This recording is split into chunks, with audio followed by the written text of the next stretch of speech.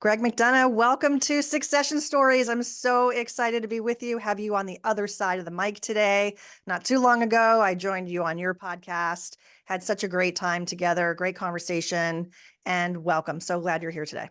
Laurie, it's a pleasure. Thank you for the invitation. I read your book while I was on vacation, and you were probably surprised at that. I sent you a picture of it. It's called The Turnaround, and it's a story that you have firsthand experience in a turnaround, in a company turnaround. And I thought, what better way to talk about that from your own experience, from the book, but also I think share some things with the audience where people today are going to learn something and they might see themselves in the situation you were in. And I also want to take the opportunity for education. So again, welcome and let's dive in. Why don't you share what got you to that point where you found yourself running a company that was facing some turnaround decisions? Yeah, bring back good memories, I guess. So I joined the business in 2006 as their CFO, and we were just short of a $10 million business, slightly profitable, had three different divisions. We're in the publishing services space. We had a staffing division where we sent editors and content development people out to government agencies and associations. We had a training division in which we hosted sort of in-person live training. And then we had a publishing services where we would take outsourced work, and everything was good. Growing the business a little bit. We brought in a new management team, started heavily investing in sales and marketing. And then the 2008, 2009 economic crisis basically demolished our training business too. So if you think about marketing spend, which is where that business lives, that went from where it was to zero real quick. And as the CFO, and as the management team, we started really sort of managing cash as best we could, and survived really to like 2011 with, pushing out AP, with renegotiating with the bank, but pressure just kept building and building and building. And the things that we were doing were just sort of marginal improvements to the business. Like we didn't take the chance to step back and say, all right, what does this significantly need to do? And what ultimately happened, which is why I wrote the book, is we ended up in a decision point of, the bank has their rights and they're going to do what they need to do. And we talked to an attorney, and his recommendation was you could consider Chapter 11 or Chapter 7 bankruptcy, which was a new process for me, a new process for our management team. And we deliberated that for many, many months and decided eventually to go for it and to file for Chapter 11 bankruptcy. And I can get into all those details, but fast forward to the reason for the book is my perception of the bankruptcy process completely changed as an insider versus what I thought it was going to be. And so I wanted to tell that story, but what the story is from the inside the fishbowl of a Chapter 11 bankruptcy process, what the emotions are, what the feelings are, and ultimately share the message that it's not as negative as the market, at least at that time, perceived bankruptcy. So that was the reason for the book. Happy to dive into any questions or thoughts or get into the process, but I'll leave it at that for now. Yeah, we will. And just to be clear, you were an employee of the company at the time, or were you an owner at the time? I was an employee. Okay. Talk about that transition, because eventually you did become an owner, correct? Correct. So one of the benefits, I guess, of managing the bankruptcy process is when we got to the end and there was an auction, I was the only person standing. And granted, right, we were a super small business that by then. We had transitioned from me to from the CFO to being the CEO as the prior CEO went into retirement, and we just couldn't afford two people at the top of this organization. And so luckily or unluckily, I was the person at the end in the auction. And so I put a bid in to buy the business, and through the bankruptcy process, ended up becoming the owner of the business. Gotcha. Okay. So just to paint the scenario, you've been working at this company, you're the CFO. Eventually you find your way into the CEO seat and ownership seat, but there's years, probably years in between that and a lot of work in between that. So I wanted just to be able to relate, where you were at the time and what was happening. So your market was shifting. The company was, expenses were greater than revenue, right? That classic issue, and time of payments due. So cash flow was also an issue. Let's just for definition, you talked about different types of code. In the United States, we refer to it as chapter this or chapter that. Um, can you define those for us? Sure, and I'll define the extremes because there's many different flavors in between. But traditionally, there's the Chapter 7 route, which means we're stopping our business, we're handing over this to a trustee, and that trustee is going to collect and liquidate any assets that he or she can, and then make payments to the creditors in list of their seniority. The Chapter 11 process is similar, although the business is allowed to continue. And so it's a reorganization. It's an opportunity for the business to reorganize. And so what happens is you file for your Chapter 11 bankruptcy. On that day, all your creditors get notified. They get put on hold. And the basic message is, look, we're going to work this thing out over the next 12, 24 months. Stand by. And depending on where you are in the seniority list, you're going to get something or have a payment plan or something, some ultimate agreement. So again, the two extremes are, one, we're just shutting the business down and liquidating. That's our Chapter 7 process. On the other end, we're putting a pause on our creditors so that we can have the chance to reorganize and come out with a reorganization plan at the end of the process. And then after the process, you come out of the bankruptcy process, then you need to execute against that plan. And so you got to pay your senior creditors first, and then you pay this and you pay that. And it's, you're very much into a reporting, aspect as well, even outside of the bankruptcy process. And so again, the Chapter 11 is a reorganization opportunity, and the Chapter 7 is a liquidation opportunity. Okay. I think Yogi Berra once said, when there's a fork in the road, take it. It seemed to me at that time you all faced that decision of, do we go for it and try to, as you said, change the dynamics of the financials and turn this around versus close it down. Was Yeah, and that a pretty healthy debate? certainly a very healthy debate. And one of the reasons we decided the Chapter 11 process was the right process for us is related back to our training business. And in our training business, we had, I don't know, 70 computers that were on a lease, and we had all this real estate for in-person training. And we've had these long-term contracts, but we still had the other sides of the business were healthy customers, healthy employees, healthy vendors. And so really this 1/3 of our business was dragging down the total business. And the Chapter 11 bankruptcy process allowed us to reorganize those leases, return the hardware back to the vendors, get out of our real estate. And so a lot of the sort of fixed cost and the fixed burden that was associated with that business, we could alleviate through the Chapter 11 bankruptcy process. And so as we did the analysis, it was, okay, let us think through what the scenario would look like sort of post-bankruptcy. If we could get out of these computer leases, if we can get out of this real estate lease, if we can get out of these things, can this business survive? And the answer in the analysis at that time was yes, it certainly could. So once you've gotten that declaration that you have that status for Chapter 11 status, what are the obligations of the creditors at that time? How do they give you relief? Yeah, it's a good question. So you file, you give your list of creditors to your attorney. The attorney sends out a notice, to the attorney. The attorney and the bankruptcy court then sends out a notice to all of your creditors saying, this company is filed for Chapter 11 bankruptcy. It's now in the hands of the bankruptcy court.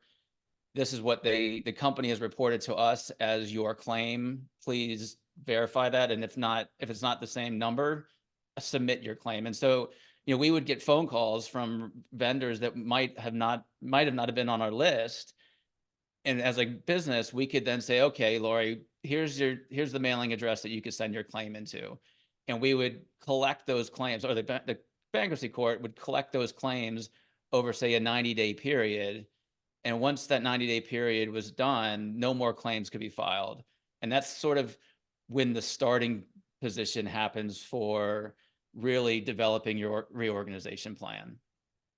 What about the employee situation? Were people ready to bail, or were they kind of heads down, hey, let's figure this out, and they stuck with you? or mix? Yeah, that's an awesome question. So in our experience, the employees stayed. One of our worries, to your question, was that the employees are going to run out the door, the vendors aren't going to do any work with us, and our customers wouldn't do business with us ever again. And none of that turned out to be true, right? The employees actually appreciated the fact that we were in a formal process, that they knew that the vendors that they're working with will get taken care of in some fair manner across all the vendors, right? They're not going to get 100 cents on the dollar, but they're going to get something. Um, and so again, the employees really sort of rallied around the opportunity to rebuild and reorganize this business. How long did the process take for you? We were in bankruptcy process for 18 months, which was the shorter end of a typical bankruptcy process. Granted, our case was small, and me being a finance person, I was able to really manage the interior inside of it. Like if I went and got my certification for insolvency analyst, and I did all these things just to know and learn the process. And so that also kept a lot of billable hours away from our attorney doing, cash flow analysis and those types of things. So one, we were a small case, so the time frame was short, and then two, I really leaned into the process, which helped us get to the other end. There were a lot of references in the book to a triathlon being a triathlete. I wanted to shift gears a little bit and talk about that and how that athletic spirit helped you at that time get through it and then continue forward on your journey. Yeah, so um, at that same time, I was training for my first Ironman race. My wife and I picked up this habit of doing long distance triathlon. And what I found that the fitness and the daily routine and the goal setting and just that activity really helped me sort of one, clear my head just from a mental health perspective, but two, also forced me to collapse time with dealing with my business. And so instead of sitting there at my desk wondering and worrying, I knew I only had 15 minutes to get something finished because I needed to be on my bike or go out for a run for the rest of the afternoon. Or so having a distraction and an outlet from a stress perspective really helped. But also, I found that the processes were very similar, right? It's set your long-term goal, then back those goals to short-term goals. And then what can you do today? Like, what can you do right now to get one step closer to your goal? And if that goal is to exit your bankruptcy process, that's one goal. Or if it's to cross the line of an Ironman, that's a goal, similar goal. But the processes are very, very similar. Do you ever feel that bankruptcy conversation is a taboo topic, that it just feels heavy and negative and people don't want to talk about it? How do we make it a conversation that's positive and that can help companies turn around and get back on track to where they want to be? I absolutely felt that taboo prior to understanding the bankruptcy process. After going through it and coming out the other end, and it's one of the reasons I'm in the business I'm in now, is to help and educate companies and say, look, this is a tool and it's a positive tool, right? We as entrepreneurs tie so much emotion to our business that we hang on to it for dear life, and we do silly things, and those silly things can add up, and you end up in a point where you're either shutting it down or going through a bankruptcy process. Um, and so what I try to encourage entrepreneurs who are going through tough times is like really consider a chapter 11 bankruptcy process, because it's a tool for you to use that is proven. It's a process. There's no guesswork in it. There's lots of people watching you. And so I've continually tried to have that conversation, not force into bankruptcy to do something criminal or corrupt or to screw somebody over. But if you're an honest and true business and you just got caught in tough times where the economy shifted on you quickly, and you find yourself skipping paychecks and running up your credit card and all these things that us entrepreneurs love to do, take a step back and really think about it and have a conversation with a bankruptcy attorney, because he or she will enlighten you with how the process is going to unfold. And you really can come out the other end with a much stronger business, much healthier individual for sure. And again, it's a tool for us to utilize if needed. I think the learning experience is a really big part of it. You mentioned what I would call a root cause. You isolated the root cause of a third of your business was really pushing the company to be in its challenged position. So that's a root cause example. Did that discovery happen while you were in the bankruptcy process or before? It would have been before, but we tried to make it work without considering the bankruptcy process. So we knew that the training business went from, X million dollars basically to zero, and we still had all this fixed cost related to it. But we would, skip the payment to the leaseholder or try to renegotiate a payment plan and stretch and it turned into all these different, it's like whack-a-mole, right? You hit one and another one will pop up and you hit another. And to your question, if we stopped and really stepped back and thought about it, we would have said, hey, this business is now damaged for some period of time. We don't know when it's going to come back. We got to get out of these expenses, versus putting the Band-Aid on each week. It's like, okay, who do we have to, we've got X amount of dollars in the bank. We've got Y amount of bills in the bucket. Which ones can we pay? Which ones can't we pay? And we spent a lot of time and stress really just managing those relationships and managing the cash flow. But all along, like right when that economy turned on us, we thought we could just grind it out and survive. And the reality was that we couldn't. Every company's got a snowflake story, and I just think it's such an interesting one where you isolated what the issues were. You had fixed costs, you had variable costs, you couldn't really change the fixed costs, but the revenues weren't coming in. If entrepreneurs are listening and they're thinking about their business and they're saying, oh, I can really relate to that. We're playing whack-a-mole right now. Maybe they find that they can change the business. Maybe they could shut off that part of the business that isn't locked into variable, fixed contracts and getting a little bit underwater there. You mentioned a few signals, a few tripwires.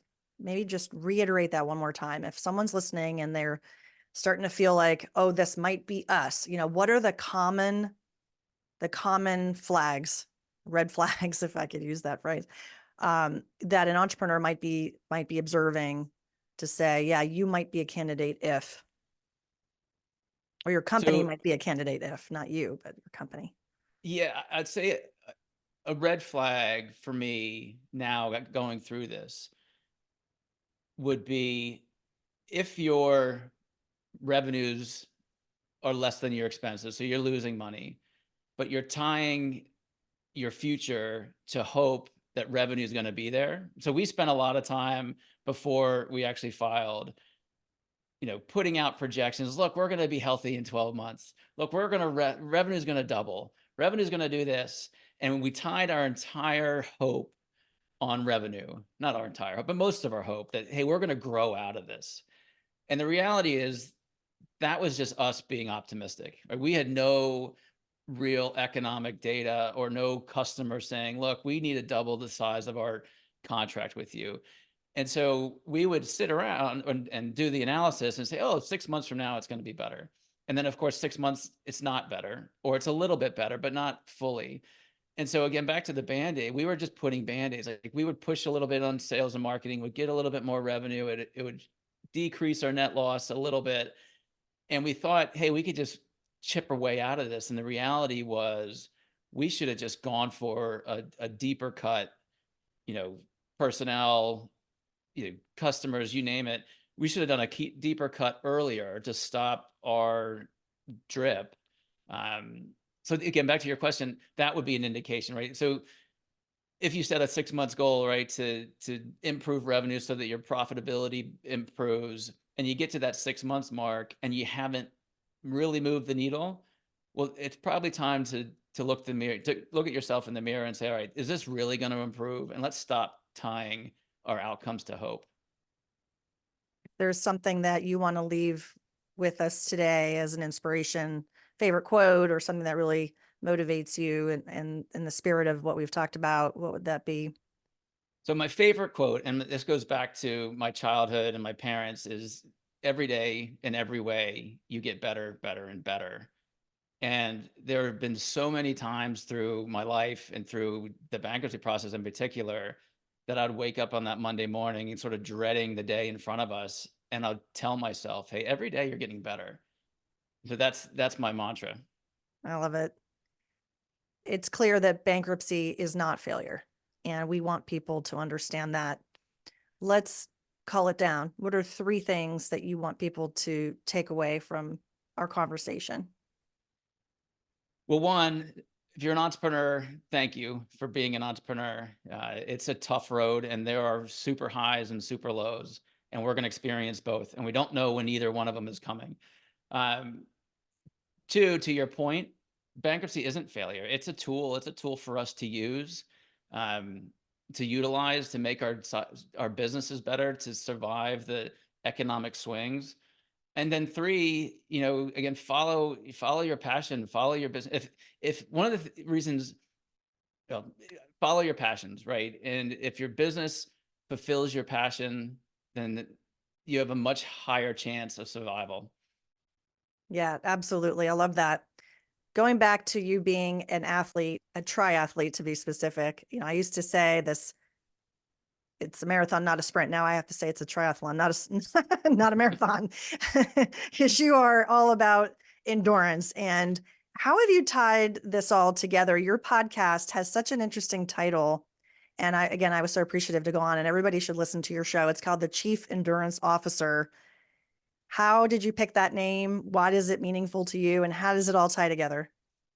So I have a passion, as you can hear in my voice, for endurance and endurance sports, and I've got a passion for leadership. I've gone through this process with my past business. I'm also part of the regional council for the Entrepreneurs organization here on the East Coast, and so I interact and deal with a lot of entrepreneurs, and so I've got a real thirst for learning around leadership.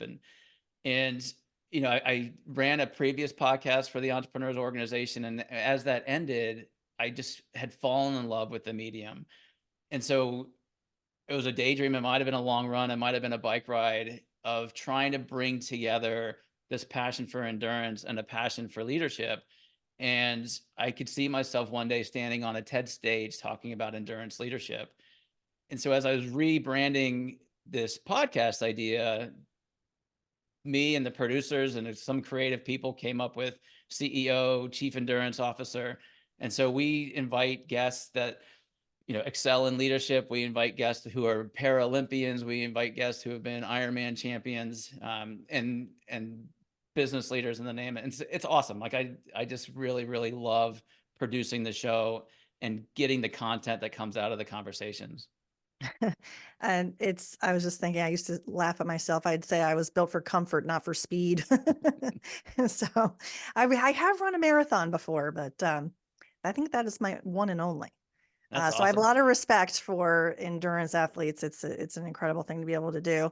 And I appreciate you've come on the show, Greg. If people want to follow up and learn more and get in touch with you, what's a good way to do that? Certainly. My number one social media is LinkedIn. I spend too much time on LinkedIn probably every day. But if you need to find me, want to find me, you can find me there. It's Gregory McDonough. You could also email me at gmcdonough@blackburncap.com, or just Google Gregory McDonough. You'll probably find, I go by Greg, but when you're searching, Gregory tends to come up a little bit easier. All right. You're findable. We'll find you on LinkedIn. Um, Greg, thank you so much for your time today. Thanks for being a friend and colleague outside the show. And I look forward to many more conversations. It was an honor, Laurie. Thank you so much. To our listeners, thanks so much for tuning in. You can find Succession Stories wherever you listen to your favorite podcast and on YouTube. Be sure to subscribe and leave a review. We'd really appreciate it. Tune in next time for more insights from transition to transaction on Succession Stories.